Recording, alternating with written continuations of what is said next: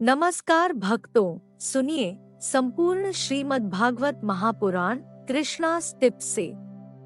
ओम नमो भगवते वासुदेवाय। संपूर्ण श्रीमद् भागवत महापुराण पंचम स्कंद अध्याय 21 से लेकर अध्याय 26 तक। संपूर्ण श्रीमद् भागवत महापुराण पंचम स्कंद 21वां अध्याय। सूर्य के रथ और उसकी गति का वर्णन। श्री सुखदेव जी कहते हैं, राजन, परिमाण और लक्षणों के सहित इस भूमंडल का कुल इतना ही विस्तार है, सो हमने तुम्हें बता दिया। इसी के अनुसार विद्वान लोग द्युलोक का भी परिमाण बताते हैं।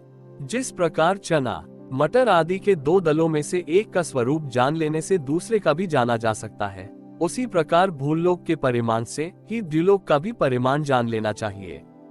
इन दोनों के बीच में अंतरिक्ष लोक है, यह इन दोनों का संधि स्थान है। इसके मध्य भाग में स्थित ग्रह और नक्षत्रों के अधिपति भगवान सूर्य अपने ताप और प्रकाश से तीनों लोकों को तपाते और प्रकाशित करते रहते हैं। वे उत्तरायण, दक्षिणायन और विषुवत नाम वाली क्रमशः मंद, शीघ्र और समान गतियों से चलते हुए समयानुसार मकरादि राशियों में ऊंचे, नीचे और समान स्थानों में जाकर दिन रात को बड़ा, छोटा या समान करते हैं। जब सूर्य भगवान मेष या तुला राशि पर आते हैं तब दिन रात समान हो जाते हैं। जब वृषादि 5 राशियों में चलते हैं तब प्रति मास रात्रियों में एक एक घड़ी कम होती जाती है और उसी हिसाब से दिन बढ़ते जाते हैं। जब वृश्चिकादि 5 राशियों में चलते हैं तब दिन और रात्रियों में इसके विपरीत परिवर्तन होता है। इस प्रकार दक्षिणायन आरंभ होने तक दिन बढ़ते रहते हैं और उत्तरायण लगने तक रात्रियां। इस प्रकार पंडित जन मानसोत्तर पर्वत पर सूर्य की परिक्रमा का मार्ग 9 करोड़ 51 लाख योजन बताते हैं। उस पर्वत पर मेरु के पूर्व की ओर इंद्र की देवधानी, दक्षिण में यमराज की संयमनी, पश्चिम में वरुण की निमलोचनी और उत्तर में चंद्रमा की विभावरी नाम की पुरियां हैं। इन पुरियों में मेरु के चारों ओर समय समय पर सूर्योदय, मध्याह्न, सायंकाल और अर्धरात्रि होते रहते हैं। इन्हीं के कारण संपूर्ण जीवों की प्रवृत्ति या निवृत्ति होती है। राजन, जो लोग सुमेरु पर रहते हैं उन्हें तो सूर्य देव सदा मध्याह्न कालीन रहकर ही तपाते रहते हैं। वे अपनी गति के अनुसार अश्विनी आदि नक्षत्रों की ओर जाते हुए यद्यपि मेरु को बाईं रखकर चलते हैं, तो भी सारे ज्योतिर्मंडल को घुमाने वाली निरंतर दाईं ओर बहती हुई प्रवाह वायु द्वारा घुमा दिए जाने से वे उसे दाईं ओर रखकर चलते जान पड़ते हैं। जिस पुरी में सूर्य भगवान का उदय होता है उसके ठीक दूसरी ओर की पुरी में अस्त होते मालूम होंगे, और जहां वे लोगों को पसीने पसीने करके तपा रहे होंगे उसके ठीक सामने की ओर आधी रात होने के कारण वे उन्हें निद्रावश किए होंगे। जिन लोगों के मध्याह्न के समय वे स्पष्ट दिख रहे होंगे, वे ही जब सूर्य सौम्य दिशा में पहुंच जाए तब उनका दर्शन नहीं कर सकेंगे। सूर्य देव जब इंद्र की पुरी से यमराज की पुरी को चलते हैं तब 15 घड़ी में वे 2.25 करोड़ और 12.5 लाख योजन से कुछ 25,000 योजन अधिक चलते हैं। फिर इसी क्रम से वे वरुण और चंद्रमा की पुरियों को पार करके पुनः इंद्र की पुरी में पहुंचते हैं। इस प्रकार चंद्रमा आदि अन्य ग्रह भी ज्योतिष चक्र में अन्य नक्षत्रों के साथ साथ उदित और अस्त होते रहते हैं। इस प्रकार भगवान सूर्य का वेदमय रथ एक मुहूर्त में 34,800,000 योजन के हिसाब से चलता हुआ इन चारों पुरियों में घूमता रहता है। इसका संवत्सर नाम का एक चक्र पहिया बतलाया जाता है। उसमें मास रूप 12 अरे हैं, ऋतु रूप 6 नेमयाहाल है, 3 चौमासे रूप 3 नाभि आवन है। इस रथ की धुरी का एक सिरा मेरु पर्वत की चोटी पर है और दूसरा मानसोत्तर पर्वत पर। इसमें लगा हुआ ये पहिया कोल्हू के पहिए के समान घूमता हुआ मानसोत्तर पर्वत के ऊपर चक्कर लगाता है। इस धुरी में जिसका मूल भाग जुड़ा हुआ है, ऐसी एक धुरी और है, वो लंबाई में इससे चौथाई है। उसका ऊपरी भाग तैल यंत्र के धुरे के समान ध्रुव लोक से लगा हुआ है। इस रथ में बैठने का स्थान 36 लाख योजन लंबा और 9 लाख योजन चौड़ा है। इसका जुआ भी 36 लाख योजन ही लंबा है। उसमें अरुण नाम के सारथी ने गायत्री आदि छंदों के से नाम वाले 7 घोड़े जोत रखे हैं। वे ही इस रथ पर बैठे हुए भगवान सूर्य को ले चलते हैं। सूर्य देव के आगे उन्हीं की ओर मुंह करके बैठे हुए अरुण उनके सारथी का कार्य करते हैं। भगवान सूर्य के आगे अंगूठे के पोरुए के बराबर आकार वाले वाल खिल्यादि 60,000 ऋषि स्वस्ति वाचन के लिए नियुक्त हैं। वे उनकी स्तुति करते रहते हैं। इनके अतिरिक्त ऋषि, गंधर्व, अप्सरा, नाग, यक्ष, राक्षस और देवता भी, जो कुल मिलाकर 14 हैं, किंतु जोड़े से रहने के कारण 7 गण कहे जाते हैं। प्रत्येक मास में भिन्न भिन्न नामों वाले होकर अपने भिन्न भिन्न कर्मों से प्रत्येक मास में भिन्न भिन्न नाम धारण करने वाले आत्मस्वरूप भगवान सूर्य की दो दो मिलकर उपासना करते हैं। इस प्रकार भगवान सूर्य भूमंडल के 9 करोड़ 51 लाख योजन लंबे घेरे में से प्रत्येक क्षण में 2002 योजन की दूरी पार कर लेते हैं। संपूर्ण श्रीमद्भागवत महापुराण पंचम स्कंद 22वां अध्याय। भिन्न भिन्न ग्रहों की स्थिति और गति का वर्णन।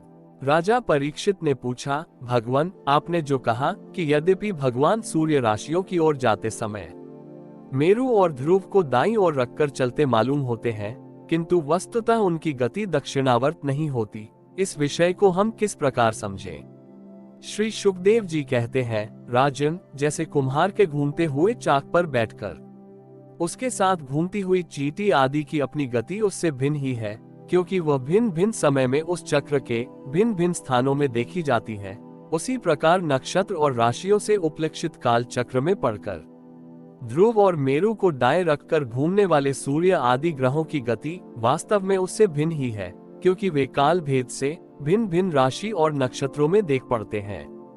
वेद और विद्वान लोग भी जिनकी गति को जानने के लिए उत्सुक रहते हैं, वे साक्षात आदि पुरुष भगवान नारायण ही लोकों के कल्याण और कर्मों की शुद्धि के लिए अपने वेदमय विग्रह काल को 12 मासों में विभक्त कर वसंतादि 6 ऋतुओं में उनके यथा योग्य गुणों का विधान करते हैं। इस लोक में वर्णाश्रम धर्म का अनुसरण करने वाले पुरुष वेदत्रयी द्वारा प्रतिपादित छोटे बड़े कर्मों से इंद्रादि देवताओं के रूप में और योग के साधनों से अंतर्यामी रूप में उनकी श्रद्धा पूर्वक आराधना करके सुगमता से ही परम पद प्राप्त कर सकते हैं। भगवान सूर्य संपूर्ण लोकों के आत्मा हैं। वे पृथ्वी और द्युलोक के मध्य में स्थित आकाश मंडल के भीतर काल चक्र में स्थित होकर 12 मासों को भोगते हैं, जो संवत्सर के अवयव हैं और मेष आदि राशियों के नाम से प्रसिद्ध हैं। इनमें से प्रत्येक मास चंद्रमा से शुक्ल और कृष्ण 2 पक्ष का, पितृमान से 1 रात और 1 दिन का तथा सौरमान से 2.25 नक्षत्र का बताया जाता है। जितने काल में सूर्य देव इस संवत्सर का 6ठा भाग भोगते हैं, उसका वो अवयव ऋतु कहा जाता है। आकाश में भगवान सूर्य का जितना मार्ग है, उसका आधा वे जितने समय में पार कर लेते हैं, उसे 1 अयन कहते हैं, तथा जितने समय में वे अपनी मंद, तीव्र और समान गति से स्वर्ग और पृथ्वी मंडल के सहित पूरे आकाश का चक्कर लगा जाते हैं, उसे अवांतर भेद से संवत्सर, परिवत्सर, इडावत्सर, अनुवत्सर अथवा वत्सर कहते हैं। इसी प्रकार सूर्य की किरणों से 1 लाख योजन ऊपर चंद्रमा है। उसकी चाल बहुत तेज है, इसलिए वो सब नक्षत्रों से आगे रहता है। ये सूर्य के 1 वर्ष के मार्ग को 1 मास में, 1 मास के मार्ग को 2.25 दिनों में और 1 पक्ष के मार्ग को 1 ही दिन में तय कर लेता है। ये कृष्ण पक्ष में क्षीण होती हुई कलाओं से पितृगण के और शुक्ल पक्ष में बढ़ती हुई कलाओं से देवताओं के दिन रात का विभाग करता है तथा 30-30 मुहूर्तों में 1-1 नक्षत्र को पार करता है। अन्नमय और अमृतमय होने के कारण यही समस्त जीवों का प्राण और जीवन है। ये जो 16 कलाओं से युक्त मनोमय, अन्नमय, अमृतमय पुरुष स्वरूप भगवान चंद्रमा है, ये ही देवता, पितर, मनुष्य, भूत, पशु, पक्षी, सरीसृप और वृक्षादि समस्त प्राणियों के प्राणों का पोषण करते हैं, इसलिए इन्हें सब में कहते हैं। चंद्रमा से 3 लाख योजन ऊपर अभिजित के सहित 28 नक्षत्र हैं।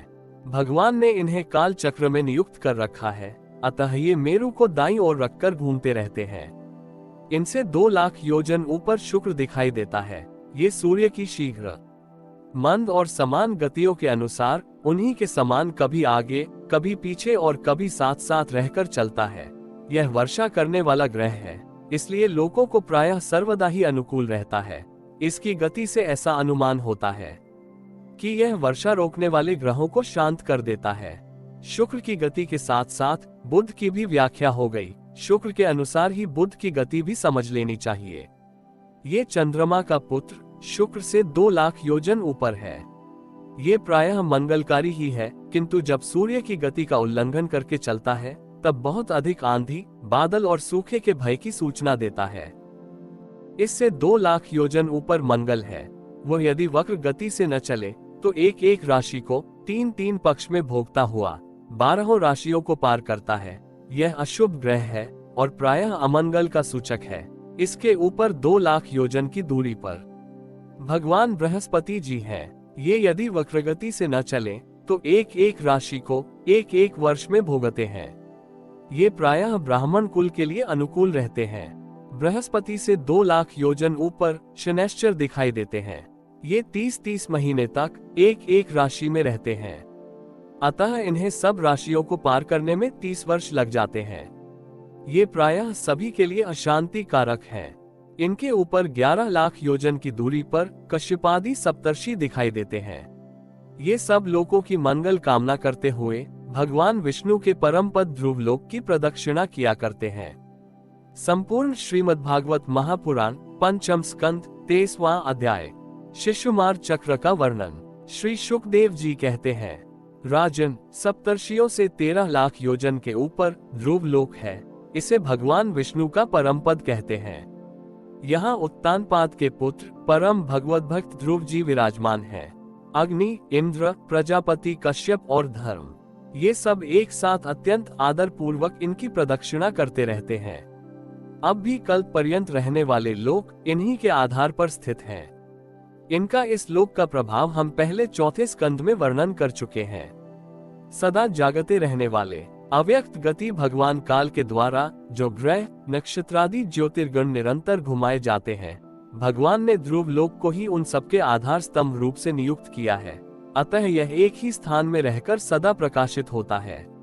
जिस प्रकार दाया चलाने के समय अनाज को खूंदने वाले पशु छोटी, बड़ी और मध्यम रस्सी में बांधकर क्रमशः निकट, दूर और मध्य में रहकर खंभे के चारों ओर मंडल बांधकर घूमते रहते हैं, उसी प्रकार सारे नक्षत्र और ग्रहगण बाहर भीतर के क्रम से इस काल चक्र में नियुक्त होकर ध्रुव लोक का ही आश्रय लेकर वायु की प्रेरणा से कल्प के अंत तक घूमते रहते हैं।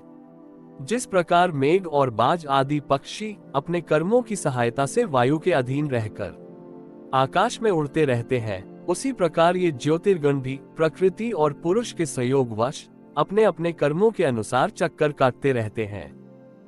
पृथ्वी पर नहीं गिरते। कोई कोई पुरुष भगवान की योगमाया के आधार पर स्थित इस ज्योतिष चक्र का शिशु मारसूस के रूप में वर्णन करते हैं। ये शिशु मार कुंडली मारे हुए है और इनका मुख नीचे की ओर है। इसकी पूंछ के सिरे पर ध्रुव स्थित है। पूंछ के मध्य भाग में प्रजापति, अग्नि, इंद्र और धर्म है। पूंछ की जड़ में धाता और विधाता है। इसके कटिप्रदेश में सप्तर्षि हैं। ये शिशु मार दाहिनी ओर को सिकुड़कर कुंडली मारे हुए है।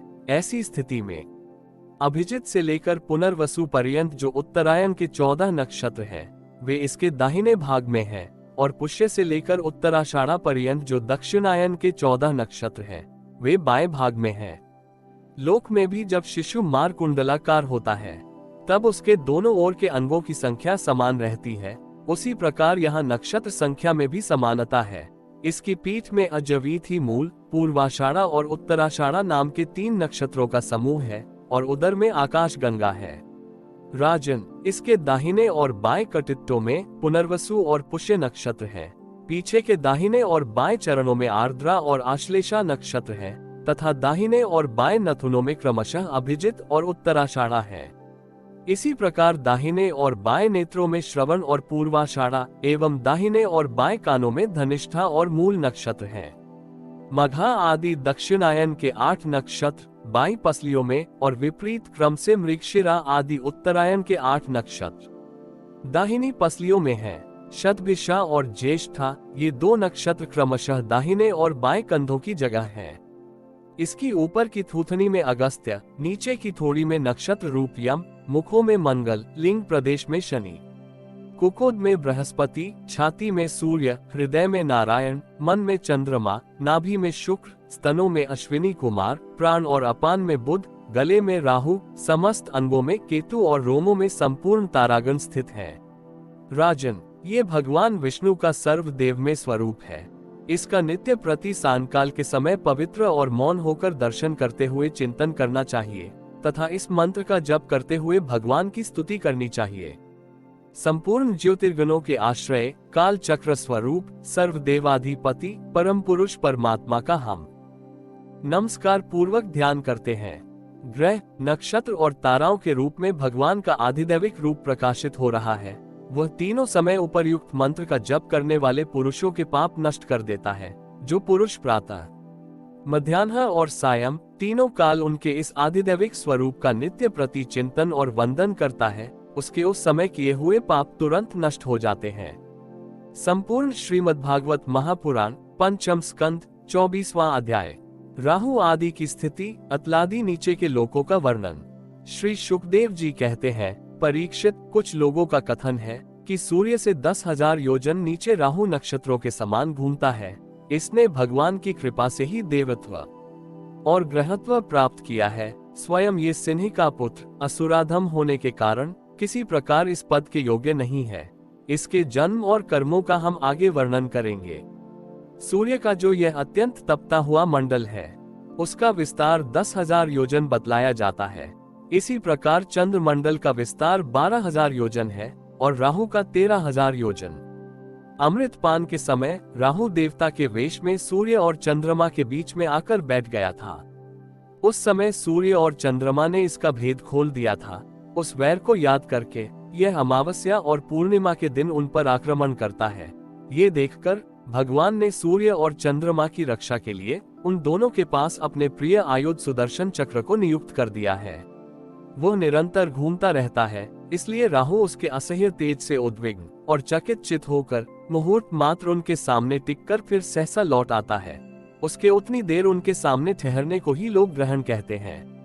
राहु से 10,000 योजन नीचे सिद्ध, चारण और विद्याधर आदि के स्थान है। उनके नीचे जहां तक वायु की गति है और बादल दिखाई देते हैं, अंतरिक्ष लोक है। ये यक्ष, राक्षस, पिशाच, प्रेत और भूतों का विहार स्थल है।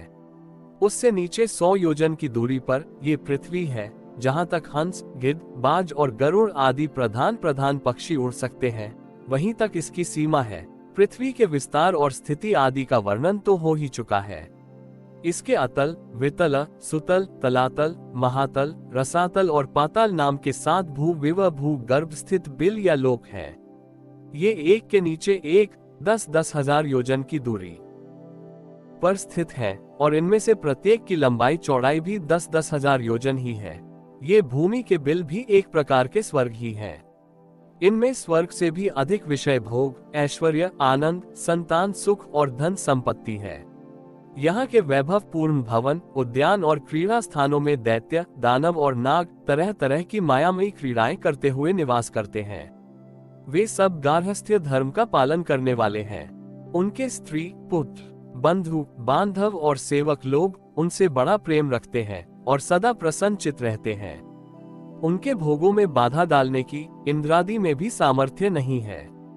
महाराज, इन बिलों में मायावी, मय दानव की बनाई हुई अनेकों पुरियां शोभा से जगमगा रही हैं, जो अनेक जाति की सुंदर सुंदर श्रेष्ठ मणियों से रचे हुए चित्र विचित्र भवन, परकोटे, नगर द्वार, सभा भवन, मंदिर, बड़े बड़े आंगन और गृहों से सुशोभित हैं, तथा जिनकी कृत्रिम भूमियों फर्शों पर नाग और असुरों के जोड़े एवं कबूतर, तोता और मैना आदि पक्षी किलोल करते रहते हैं। ऐसे पातालधिपतियों के भव्य भवन उन पुरियों की शोभा बढ़ाते हैं।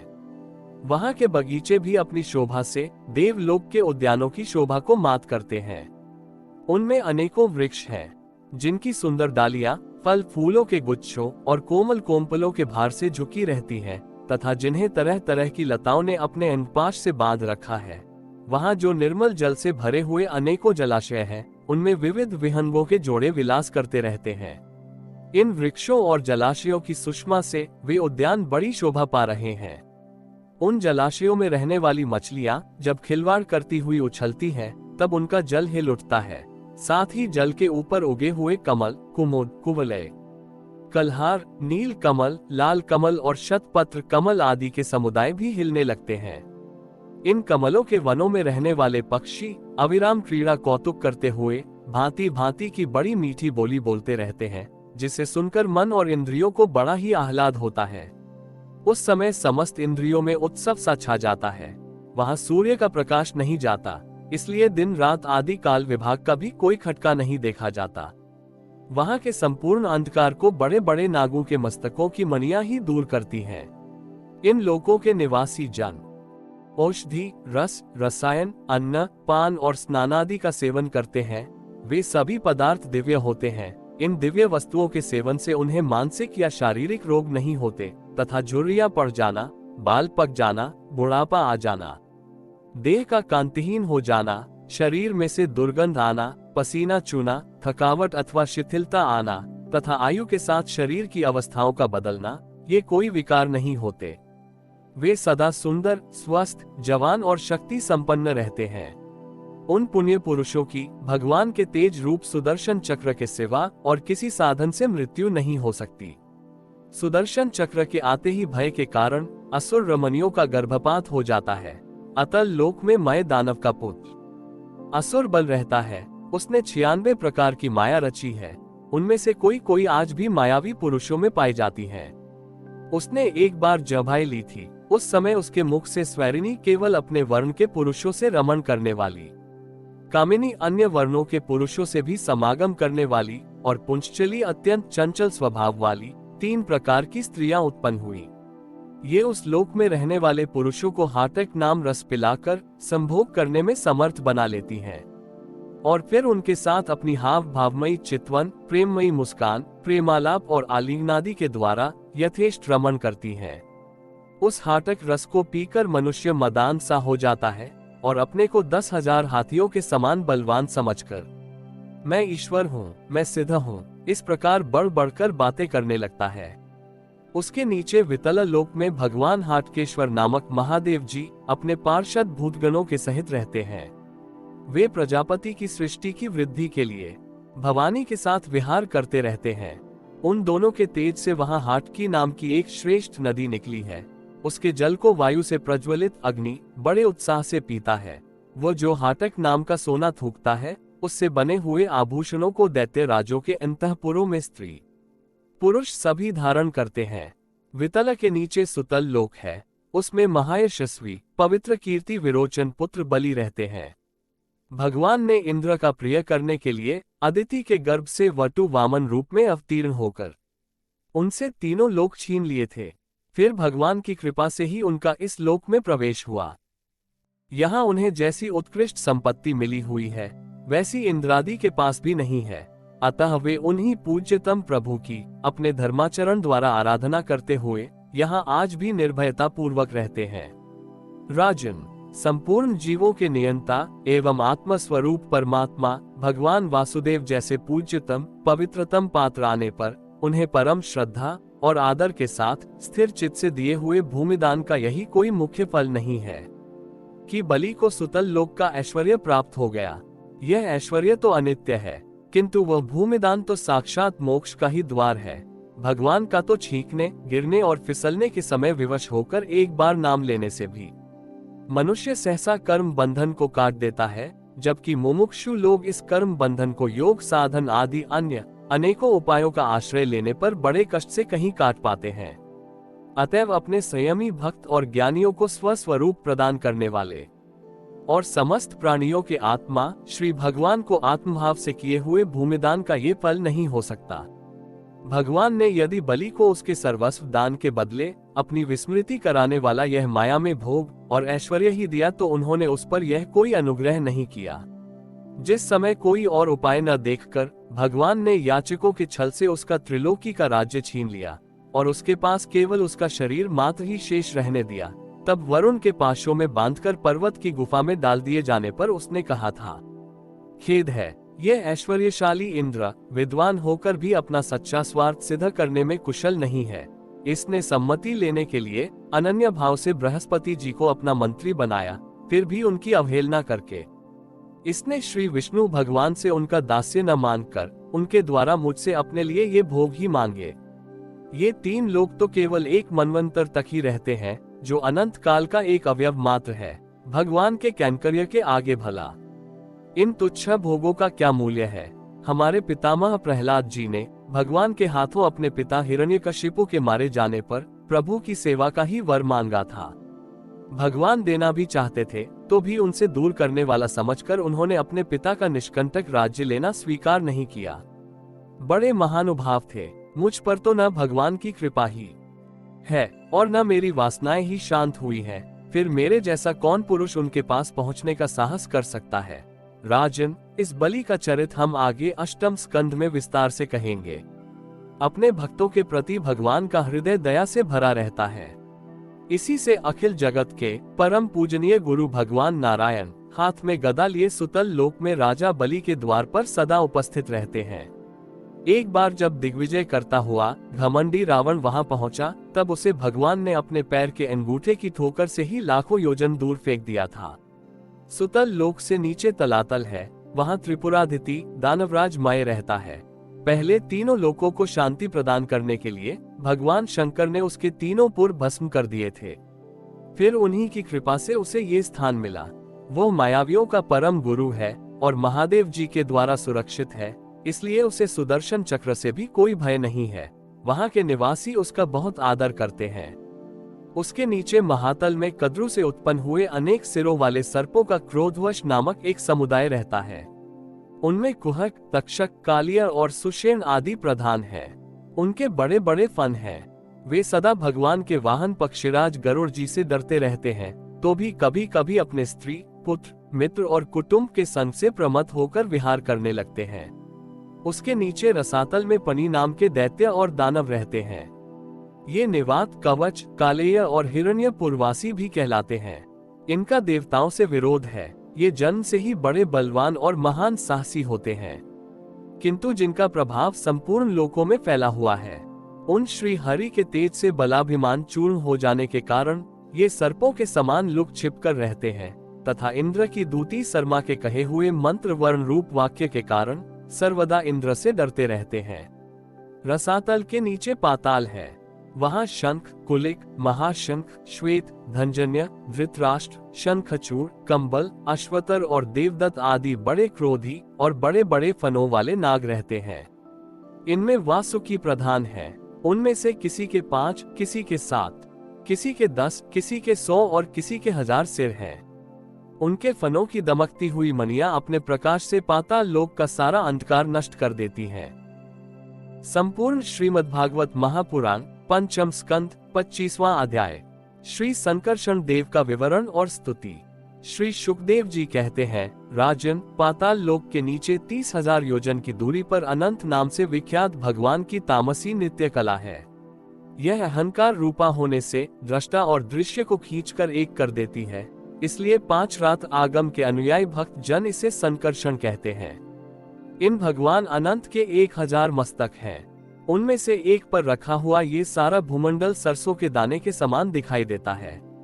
प्रलय काल उपस्थित होने पर जब इन्हें इस विश्व का उपसंहार करने की इच्छा होती है, तब इनकी क्रोधवश घूमती हुई मनोहर भ्रुकुटियों के मध्य भाग से संकर्षण नामक रुद्र प्रकट होते हैं।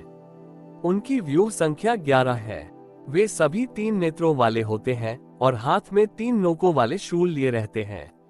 भगवान संकर्षण के चरण कमलों के गोल गोल स्वच्छ और अरुण वर्ण नख मणियों की पंक्ति के समान देदीप्यमान है। जब अन्य प्रधान भक्तों के सहित अनेकों नागराज अनन्य भक्ति भाव से उन्हें प्रणाम करते हैं, तब उन्हें उन नख मणियों में अपने कुंडल, कांति मंडित कमनीय कपोलों वाले मनोहर मुखार विंदों की मन मोहिनी झांकी होती है और उनका मन आनंद से भर जाता है। अनेकों नागराजों की कन्याएं विविध कामनाओं से उनके अंग मंडल पर चांदी के खंभों के समान सुशोभित उनकी वलय विलसित लंबी लंबी श्वेत वर्ण सुंदर भुजाओं पर अर्गजा, चंदन और कुमकुम पंख का लेप करती हैं। उस समय अंग स्पर्श से मथित हुए उनके हृदय में काम का संचार हो जाता है। तब वे उनके मद्विह्वल सखरुण अरुण नयन कमलों से सुशोभित तथा प्रेम मद से मुदित मुखारविंद की ओर मधुर मनोहर मुस्कान के साथ सलज्ज भाव से निहारने लगती हैं। वे अनंत गुणों के सागर आदिदेव भगवान अनंत अपने अमर्ष असहनशीलता और रोष के वेग को रोके हुए वहां समस्त लोकों के कल्याण के लिए विराजमान हैं। देवता, असुर, नाग, सिद्ध, गंधर्व, विद्याधर और मुनिगण भगवान अनंत का ध्यान किया करते हैं। उनके नेत्र निरंतर प्रेम मद से मुदित, चंचल और विह्वल रहते हैं। वे सुललित वचनामृत से अपने पार्षद और देवयुत्पों को संतुष्ट करते रहते हैं। उनके अंग पर नीलांबर और कानों में केवल एक कुंडल जगमगाता रहता है, तथा उनका सुभग और सुंदर हाथ हाल की मूठ पर रखा रहता है। वे उदार लीला में भगवान संकर्षण गले में वैजयंती माला धारण किए रहते हैं, जो साक्षात इंद्र के हाथी ऐरावत के गले में पड़ी हुई सुवर्ण की श्रृंखला के समान जान पड़ती है, जिसकी कांति कभी फीकी नहीं पड़ती। ऐसी नवीन तुलसी की गंध और मधुर मकरंद से उन्मत्त हुए भौरे निरंतर मधुर गुंजार करके उसकी शोभा बढ़ाते रहते हैं। परीक्षित, इस प्रकार भगवान अनंत महात्म्य श्रवण और ध्यान करने से मुमुक्षुओं के हृदय में आविर्भूत होकर उनकी अनादिकालीन कर्म वासनाओं से ग्रथित सत्व, रज और तमोगुणात्मक अविद्यामयी हृदय ग्रंथि को तत्काल काट डालते हैं। उनके गुणों का एक बार ब्रह्मा जी के पुत्र भगवान नारद ने तुम्बुरु गंधर्व के साथ ब्रह्मा जी की सभा में इस प्रकार गान किया था। जिनकी दृष्टि पड़ने से ही जगत की उत्पत्ति, स्थिति और प्रलय के हेतुभूत सत्वादी प्राकृत गुण अपने अपने कार्य में समर्थ होते हैं, जिनका स्वरूप ध्रुव अनंत और अकृत अनादि है, तथा जो अकेले होते हुए ही इस नानात्मक प्रपंच को अपने में धारण किए हुए हैं। उन भगवान संकर्षण के तत्व को कोई कैसे जान सकता है, जिनमें ये कार्य कारण रूप सारा प्रपंच भास रहा है, तथा अपने निज जनों का चित्त आकर्षित करने के लिए की हुई जिनकी वीरता पूर्ण लीला को परम पराक्रमी सिंह ने आदर्श मानकर अपनाया है। उन उदार वीर्य संकर्षण भगवान ने हम पर बड़ी कृपा करके यह विशुद्ध सतव में स्वरूप धारण किया है। जिनके सुने सुनाए नाम का कोई पीड़ित अथवा पतित पुरुष अकस्मात अथवा हंसी में भी उच्चारण कर लेता है, तो वो पुरुष दूसरे मनुष्यों के भी सारे पापों को तत्काल नष्ट कर देता है। ऐसे शेष भगवान को छोड़कर मुमुक्षु पुरुष और किसका आश्रय ले सकता है। ये पर्वत, नदी और समुद्रादि से पूर्ण संपूर्ण भूमंडल उन सहस्र शीर्षा भगवान के एक मस्तक पर एक रजहकण के समान रखा हुआ है। वे अनंत हैं, इसलिए उनके पराक्रम का कोई परिमाण नहीं है। किसी के 1000 जीभें हो तो भी उन सर्वव्यापक भगवान के पराक्रमों की गणना करने का साहस वह कैसे कर सकता है। वास्तव में उनके वीर्य, अतिशय गुण और प्रभाव असीम है। ऐसे प्रभावशाली भगवान अनंत रसातल के मूल में अपनी ही महिमा में स्थित स्वतंत्र है और संपूर्ण लोकों की स्थिति के लिए लीला से ही पृथ्वी को धारण किए हुए हैं। राजन, भोगों की कामना वाले पुरुषों की अपने कर्मों के अनुसार प्राप्त होने वाली भगवान की रची हुई यही गतियां हैं। इन्हें जिस प्रकार मैंने गुरु मुख से सुना था उसी प्रकार तुम्हें सुना दिया। मनुष्य को प्रवृत्ति रूप धर्म के परिणाम में प्राप्त होने वाली जो परस्पर विलक्षण ऊंची नीची गतियां हैं, वे इतनी ही हैं। इन्हें तुम्हारे प्रश्न के अनुसार मैंने सुना दिया। अब बताओ और क्या सुनाऊं। संपूर्ण श्रीमद्भागवत महापुराण पंचम स्कंद 26वां अध्याय। नरकों की विभिन्न गतियों का वर्णन। राजा परीक्षित ने पूछा, महर्षि, लोगों को जो ये ऊंची नीची गतियां प्राप्त होती हैं, उनमें इतनी विभिन्नता क्यों है। श्री शुकदेव जी कहते हैं, राजन, कर्म करने वाले पुरुष सात्विक, राजस और तामस 3 प्रकार के होते हैं तथा उनकी श्रद्धाओं में भी भेद रहता है। इस प्रकार स्वभाव और श्रद्धा के भेद से उनके कर्मों की गतियां भी भिन्न भिन्न होती हैं और न्यूनाधिक रूप में ये सभी गतियां सभी कर्ताओं को प्राप्त होती हैं। इसी प्रकार निषिद्ध कर्म रूप पाप करने वालों को भी उनकी श्रद्धा की असमानता के कारण समान फल नहीं मिलता। अतः अनादि अविद्या के वशीभूत होकर कामना पूर्वक किए हुए उन निषिद्ध कर्मों के परिणाम में जो हजारों तरह की नारकी गतियां होती हैं, उनका विस्तार से वर्णन करेंगे। राजा परीक्षित ने पूछ, भगवन, आप जिनका वर्णन करना चाहते हैं वे नरक इसी पृथ्वी के कोई देश विशेष है अथवा त्रिलोकी से बाहर या इसी के भीतर किसी जगह है। श्री शुकदेव जी कहते हैं, राजन, वे त्रिलोकी के भीतर ही हैं तथा दक्षिण की ओर पृथ्वी से नीचे जल के ऊपर स्थित हैं। इसी दिशा में अग्निश्वाद आदि पितृगण रहते हैं। वे अत्यंत एकाग्रता पूर्वक अपने वंशधरों के लिए मंगल कामना किया करते हैं। उन नरक लोक में सूर्य के पुत्र पितृराज भगवान यम अपने सेवकों के सहित रहते हैं तथा भगवान की आज्ञा का उल्लंघन न करते हुए अपने दूतों द्वारा वहां लाए हुए मृत प्राणियों को उनके दुष्कर्मों के अनुसार पाप का फल दंड देते हैं। परीक्षित, कोई लोग नरकों की संख्या 21 बताते हैं।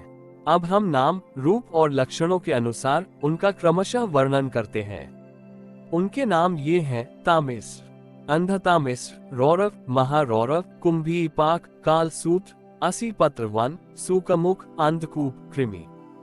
भोजन, संदंश, तप्त सूर्मी, वज्र कंटक शालंती, वैतरणी, पुयो, प्राणरोध, विषसन, लालाभक्ष, सार मेयादन, अवीची और यहपान। इनके सिवा क्षार कर्दम, वृक्षों गण भोजन, शूल प्रोत, दंत शूक, अवट निरोधन, पर्यावर्तन और सूची मोक्ष, ये 7 और मिलाकर कुल 28 नरक तरह तरह की यातनाओं को भोगने के स्थान हैं। जो पुरुष दूसरों के धन, संतान अथवा स्त्रियों का हरण करता है, उसे अत्यंत भयानक यमदूत काल पाश में बांधकर बलात् तामिस्र नरक में गिरा देते हैं। उस अंधकार में नरक में उसे अन्न जल न देना, डंडे लगाना और भय दिखलाना आदि अनेक प्रकार के उपायों से पीड़ित किया जाता है। इससे अत्यंत दुखी होकर वो एकाएक मूर्छित हो जाता है। इसी प्रकार जो पुरुष किसी दूसरे को धोखा देकर उसकी स्त्री आदि को भोगता है, वो अंध तामिस्र नरक में पड़ता है। वहां की यातनाओं में पड़कर वह जड़ से कटे हुए वृक्ष के समान वेदना के मारे सारी सुध बुध खो बैठता है और उसे कुछ भी नहीं सूझ पड़ता। इसी से इस नरक को अंध तामिस्र कहते हैं। जो पुरुष इस लोक में ये शरीर ही मैं हूँ और ये स्त्री धन आदि मेरे हैं, ऐसी बुद्धि से दूसरे प्राणियों से द्रोह करके निरंतर अपने कुटुंब के ही पालन पोषण में लगा रहता है, वह अपना शरीर छोड़ने पर अपने पाप के कारण स्वयं ही रौरव नरक में गिरता है। इस लोक में उसने जिन जीवों को जिस प्रकार कष्ट पहुंचाया होता है, परलोक में यम यातना का समय आने पर वे जीव रुरु होकर उसे उसी प्रकार कष्ट पहुंचाते हैं। इसीलिए इस नरक का नाम रौरव है। रुरु सर्प से भी अधिक क्रूर स्वभाव वाले एक जीव का नाम है। ऐसा ही महारौरव नरक है। इसमें वह व्यक्ति जाता है जो और किसी की परवाह न कर केवल अपने ही शरीर का पालन पोषण करता है। वहां कच्चा मांस खाने वाले रुरु इसे मांस के लोभ से काटते हैं। जो क्रूर मनुष्य इस लोक में पेट पालने के लिए जीवित पशु या पक्षियों को रांधता है, उस हृदयहीन राक्षसों से भी गए बीते पुरुष को यमदूत कुंभी पाक नरक में ले जाकर खौलते हुए तैल में रांधते हैं। जो मनुष्य इस लोक में माता पिता, ब्राह्मण और वेद से विरोध करता है, उसे यमदूत कालसूत्र नरक में ले जाते हैं। इसका घेरा 10,000 योजन है। इसकी भूमि तांबे की है।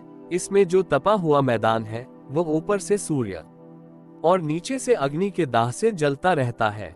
वहां पहुंचाया हुआ पापी जीव भूख प्यास से व्याकुल हो जाता है और उसका शरीर बाहर भीतर से जलने लगता है। उसकी बेचैनी यहाँ तक बढ़ती है कि वह कभी बैठता है, कभी लेटता है, कभी छटपटाने लगता है, कभी खड़ा होता है और कभी इधर उधर दौड़ने लगता है। इस प्रकार उस नर पशु के शरीर में जितने रोम होते हैं, उतने ही 1000 वर्ष तक उसकी ये दुर्गति होती रहती है। जो पुरुष किसी प्रकार की आपत्ति न आने पर भी अपने वैदिक मार्ग को छोड़कर अन्य पाखंड पूर्ण धर्मों का आश्रय लेता है, उसे यमदूत 80 पत्र वन नरक में ले जाकर कोड़ों से पीटते हैं। जब मार से बचने के लिए वो इधर उधर दौड़ने लगता है, तब उसके सारे अंग तालवन के तलवार के समान पैने पत्तों से, जिनमें दोनों ओर धारें होती हैं, टूक टूक होने लगते हैं। तब वह अत्यंत वेदना से हाय मैं मरा इस प्रकार चिल्लाता हुआ पद पद पर मूर्छित होकर गिरने लगता है। अपने धर्म को छोड़कर पाखंड मार्ग में चलने से उसे इस प्रकार अपने कुकर्म का फल भोगना पड़ता है। इस लोक में जो पुरुष राजा या राजकर्मचारी होकर किसी निरपराध मनुष्य को दंड देता है अथवा ब्राह्मण को शरीर दंड देता है, वो महापापी मरकर सूकमुख नरक में गिरता है। वहां जब महाबली यमदूत उसके अंगों को कुचलते हैं, तब वो कोल्हू में पेरे जाते हुए गन्नों के समान पीड़ित होकर जिस प्रकार इस लोक में उसके द्वारा सताए हुए निरपराध प्राणी रोते चिल्लाते थे, उसी प्रकार कभी आर्त स्वर से चिल्लाता और कभी मूर्छित हो जाता है। जो पुरुष इस लोक में खटमल आदि जीवों की हिंसा करता है, वो उनसे द्रोह करने के कारण अंधकूप नरक में गिरता है, क्योंकि स्वयं भगवान ने ही रक्तपान आदि उनकी वृत्ति बना दी है और उन्हें उसके कारण दूसरों को कष्ट पहुंचने का ज्ञान भी नहीं है। किंतु मनुष्य की वृत्ति भगवान ने विधि निषेध पूर्वक बनाई है और उसे दूसरों के कष्ट का ज्ञान भी है। वहां वे पशु, मृग, पक्षी, सांप आदि रेंगने वाले जंतु, मच्छर, जू, खटमल और मक्खी आदि जीव जिनसे उसने द्रोह किया था, उसे सब ओर से काटते हैं। इससे उसकी निद्रा और शांति भंग हो जाती है और स्थान न मिलने पर भी वह बेचैनी के कारण उस घोर अंधकार में इस प्रकार भटकता रहता है जैसे रोगग्रस्त शरीर में जीव छटपटाता है। जो मनुष्य इस लोक में बिना पंच महायज्ञ किए तथा जो कुछ मिले उसे बिना किसी दूसरे को दिए स्वयं ही खा लेता है, उसे कौए के समान कहा गया है। वह परलोक में कृमि भोजन नामक निकृष्ट नरक में गिरता है। वहां 1,00,000 योजन लंबा चौड़ा एक कीड़ों का कुंड है, उसी में उसे भी कीड़ा बनकर रहना पड़ता है। और जब तक अपने पापों का प्रायश्चित न करने वाले उस पापी के बिना दिए और बिना हवन किए खाने के दोष का अच्छी तरह शोधन नहीं हो जाता, तब तक वो उसी में पड़ा पड़ा कष्ट भोगता रहता है। वहां कीड़े उसे नोचते हैं और वह कीड़ों को खाता है।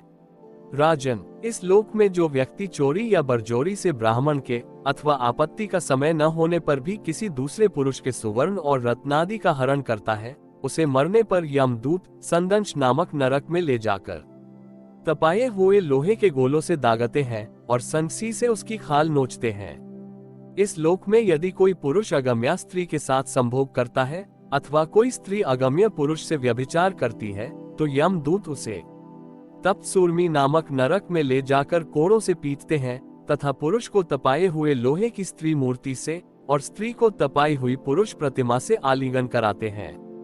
जो पुरुष इस लोक में पशु आदि सभी के साथ व्यभिचार करता है, उसे मृत्यु के बाद यमदूत वज्र कंटक शाल्मली नरक में गिराते हैं और वज्र के समान कठोर कांटों वाले सेमर के वृक्ष पर चढ़ाकर फिर नीचे की ओर खींचते हैं। जो राजा या राजपुरुष इस लोक में श्रेष्ठ कुल में जन्म पाकर भी धर्म की मर्यादा का उच्छेद करते हैं, वे उस मर्यादातिक्रमण के कारण मरने पर वैतरणी नदी में पटके जाते हैं। ये नदी नरकों की खाई के समान है। उसमें मल, मूत्र, पीप, रक्त, केश, नख, हड्डी, चर्बी, मांस और मज्जा आदि गंदी चीजें भरी हुई हैं। वहां गिरने पर उन्हें इधर उधर से जल के जीव नोचते हैं, किंतु इससे उनका शरीर नहीं छूटता। पाप के कारण प्राण उसे वहन किए रहते हैं और वे उस दुर्गति को अपनी करनी का फल समझकर मन ही मन संतप्त होते रहते हैं।